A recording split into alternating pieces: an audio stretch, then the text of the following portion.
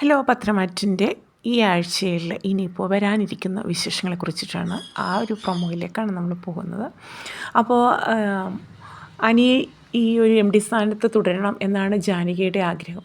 അപ്പോൾ ആദർശിൻ്റെ വരവിനെ കുറിച്ചിട്ട് ഓർത്ത് ഭയപ്പെടുന്നുണ്ട് ജാനകി. അപ്പോൾ ജലജയും ചില ഉപദേശങ്ങളൊക്കെ കൊടുക്കുന്നു.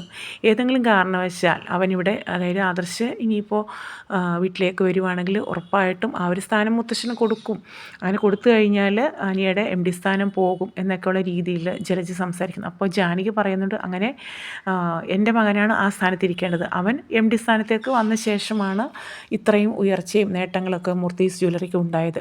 അപ്പോൾ അതുകൊണ്ട് ഉറപ്പായിട്ട് ആ സ്ഥാനത്ത് തുടരേണ്ടത് അനി തന്നെയാണെന്നാണ് പറയുന്നത്. അപ്പം ജലജ പറയുന്നുണ്ട്, അതല്ല മുത്തശ്ശന് നിങ്ങൾക്ക് അറിയാൻ വയ്യാത്ത പല ചരിത്രങ്ങളും കാര്യങ്ങളൊക്കെ ജലജ പറയുകയാണ്. അവിടേക്ക് മുത്തശ്ശൻ ആദർശിനെ കൊണ്ടുവരും എന്നൊക്കെയുള്ള രീതിയിൽ സംസാരിക്കണം. ആ ഒരു ഭയം ജാനകിയിൽ ഉണ്ട്.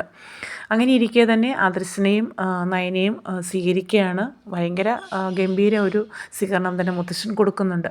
അതിനുശേഷം മുത്തശ്ശൻ മറ്റൊരു കാര്യം കൂടി എല്ലാവരെയും വിളിച്ചിട്ട് പറയുകയാണ്, ഇനിയിപ്പോൾ എം ഡി സ്ഥാനത്തേക്ക്, കമ്പനിയുടെ തലപ്പത്തേക്ക് ആദർശ് തന്നെ വരുമെന്നും, അതായത് ഈ വീട്ടിൽ ഏറ്റവും കൂടുതൽ താമസിക്കാൻ യോഗ്യരായിട്ടുള്ളത് എന്നെക്കാളും കൂടുതൽ അവന് തന്നെയാണ്, ആദർശിന് തന്നെയാണ് എന്നൊക്കെയാണ് മുത്തശ്ശൻ പറയുന്നത്. ഇത് കേൾക്കുമ്പോൾ ദേവയാനിക്കൊക്കെ സന്തോഷമാവുന്നുണ്ട്. പക്ഷേ ദേവയാനിക്ക് ഒരിക്കലും അനി എം ഡി സ്ഥാനത്ത് തുടരുന്നതിനകത്ത് എതിർപ്പോ അതിൽ ഒരു ശത്രുതയോ അസൂയോ ഒന്നും ഉണ്ടായിട്ടില്ല. ഇതൊക്കെ സ്വാഭാവികമായിട്ട് നടക്കും എന്നുള്ള രീതിയിലാണ് ദേവയാനിയുടെ പോക്ക്. പക്ഷേ ജാനകിക്ക് അങ്ങനെയല്ല. ഈ ഒരു സ്ഥാനം പോകുന്ന കേൾക്കുമ്പോൾ ഭയങ്കര ദേഷ്യമുണ്ട്. അതുപോലെ മുത്തശ്ശൻ മറ്റൊരു തീരുമാനം, നിശ്ചയം, അതായത് അവന്തികയുടെയും അനിയുടെയും വിവാഹം. അനിക്ക് ഒട്ടും താല്പര്യമില്ല. ആ ഒരു വിവരം ആദർശിനോട് പറയുന്നു. അപ്പോൾ ആദർശ് പറയുന്നത് മുത്തശ്ശൻ്റെ തീരുമാനത്തെ എതിർക്കാൻ കഴിയില്ല. അപ്പോൾ പറയുന്നുണ്ട്, ആദ്യമേ എനിക്കിങ്ങനെ ഒരു അനുഭവം ഉണ്ടായി, ഇനി അതിന് ഞാൻ തയ്യാറല്ല, ഒരു കാരണവശാലും എനിക്കിഷ്ടമില്ലാത്ത വിവാഹം ഞാൻ നടത്താൻ സമ്മതിക്കില്ല എന്ന് തന്നെ അനി ഉറപ്പിച്ചു പറയുകയാണ്. പിന്നീടാണെങ്കിൽ നാഗേന്ദ്രൻ്റെ കാര്യത്തെക്കുറിച്ചിട്ട് പറയുമ്പോൾ തന്നെ ജലജയ്ക്ക് ഭയങ്കര വെറുപ്പാണ്. അപ്പോൾ ഈ ഒരു സമയത്ത് ജലജ കാര്യങ്ങൾ പറഞ്ഞ് മനസ്സിലാക്കുകയാണ് അഭി.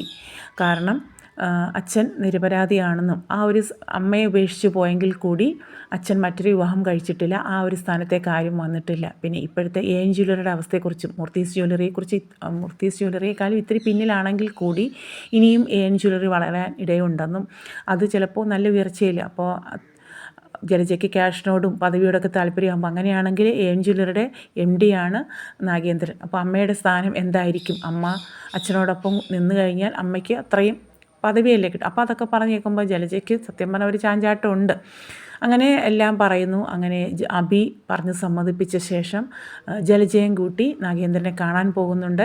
അവിടെ ചെല്ലുന്ന സമയത്ത് നാഗേന്ദ്രൻ ഒരുപാട് ഷൗട്ട് ചെയ്യുന്നുണ്ട്. കാരണം നാഗേന്ദ്രനൊപ്പം ഇറങ്ങിപ്പോയില്ല. അപ്പോൾ ജലജ പറയുന്നു, അതിന് പല പല സാഹചര്യങ്ങളുണ്ട്, നിങ്ങൾ അന്ന് ചെയ്തതിൻ്റെ ഫലമാണ് അനുഭവിച്ചത്. അന്ന് എന്നെയും മക്കളെയും ഉപേക്ഷിച്ച് പോയ സമയത്ത് ഞാൻ ഈ ഒരു അനന്തപുരി തറവാട്ടിൽ ജീവിച്ച് വളരെയധികം ബുദ്ധിമുട്ടിയിട്ടുണ്ട്. ഞാനും മക്കളും ഒരുപാട് ബുദ്ധിമുട്ടുകൾ അനുഭവിച്ചിട്ടും കഷ്ടപ്പാടുകൾ അനുഭവിച്ചിട്ടുമാണ് അവിടെ ജീവിച്ചത്. എല്ലാവരുടെയും കുത്തുവാക്കുകളും പരിഹാസവും ഒക്കെ കേട്ടിട്ട്. പക്ഷേ അതിനെല്ലാം കാരണക്കാരൻ നിങ്ങളാണ്. ഞങ്ങളെയും കൂടെ ഒപ്പം കൂട്ടിയിരുന്നെങ്കിൽ ഈ ഒരു വിഷയം ഉണ്ടാവില്ലായിരുന്നു. അന്നൊന്നും നിങ്ങൾ ഇത്രയും നിലനിൽപ്പ് വലിയ ഇതൊക്കെ പദവിയിലൊക്കെ ആയിരുന്നെങ്കിൽ എന്തുകൊണ്ട് അന്ന് അന്വേഷിച്ചില്ല, ഞങ്ങളെക്കുറിച്ച് തിരക്കി ചെയ്തു, അങ്ങനെയൊക്കെയുള്ള കാര്യങ്ങൾ അങ്ങോട്ടും ഇങ്ങോട്ടും പറയുന്നു. ഭയങ്കരമായിട്ട് സംസാരം, ഇവർ തമ്മിൽ വഴക്കൊക്കെ കൂടുന്നുണ്ട്. ലാസ്റ്റ് ജലജ ഭയങ്കരമായിട്ട് നിലവിളിക്കുകയും കാര്യങ്ങളൊക്കെ പറയുന്ന സമയത്ത് പിന്നീട് വന്ന് നാഗേന്ദ്രനെ ആശ്വസിപ്പിക്കുന്നുണ്ട്. സമാധാനമായിട്ട് ഇരിക്കും എന്നൊക്കെ പറയും. അപ്പോൾ അവിടെ ഒരു കുടിച്ചേരലിൻ്റെ ഭാഗം കാണിക്കുകയാണ് അവർ തമ്മിൽ. അങ്ങനെ അവന്തികയും ആ ഒരു കൂടിച്ചേരലിനെല്ലാം സാക്ഷിയാവുന്നുണ്ട്. കാരണം എന്ന് വെച്ച് കഴിഞ്ഞാൽ അവന്തിക രഹസ്യമായിട്ട് അച്ഛനെ സ്ഥിരമായിട്ട് എടുക്കുകയൊക്കെ ചെയ്യുന്നുണ്ട്. പക്ഷേ അത് അനന്തപുരി തറവാട്ടിൽ ആരും അറിഞ്ഞിട്ടുണ്ടായിരുന്നില്ല. പക്ഷേ ഈ ഒരു സമയത്ത് ഈ ഒരു വിവാഹം നടക്കും എന്നുള്ള വിശ്വാസം അപ്പോൾ അനി ഉറപ്പിച്ചിട്ട് പറയുകയാണ്, നമ്മൾ ഉദ്ദേശിക്കുന്ന ഒരു പെൺകുട്ടിയല്ല അവന്തിക. അവൾ ഇവിടുന്ന് പോകുന്നതിന് മുമ്പുള്ള സ്വഭാവം അറിയാലോ, അഭിയെക്കാട്ടിയും അതുപോലെ ജലജയെക്കാട്ടിയും വഷളായിരുന്നു. അതേ സ്വഭാവം തന്നെയായിരുന്നു. ഇപ്പോഴാണ് അവർക്കൊരു പെട്ടെന്നൊരു മാറ്റം ഉണ്ടായത്. അവൾ നല്ലവളായിരുന്നുവെങ്കിൽ ഞാൻ ഈ ഒരു വിവാഹത്തിന് താല്പര്യമില്ലെന്നാണ് എൻ്റെ പിന്നാലെ തന്നെ കൂടില്ലായിരുന്നു. അപ്പോൾ അവളും അത്ര നല്ലതല്ല എന്നൊക്കെ പറയുകയാണ്. പക്ഷേ ആദർശ് തർക്കിക്കുന്നുണ്ട്. അതല്ലാന്ന് തർപ്പിച്ച് അനിയും പറയുന്നുണ്ട്. അങ്ങനെ അവരൊരു അന്വേഷണത്തിന് മുതിരുന്നുണ്ട്. അതുപോലെ തന്നെ ഇത് മനസ്സിലാക്കി എനിക്ക് നന്ദുവിനെ ആണ് വിവാഹം കഴിക്കാൻ താല്പര്യമെന്നും അതുപോലെ അവന്തിക നാഗേന്ദ്രനുമായിട്ട് കാണുന്നതെന്ന് മനസ്സിലാക്കിയ നവ്യ ഒരു മെസ്സേജ് ആദർശിന് അയക്കുകയാണ്.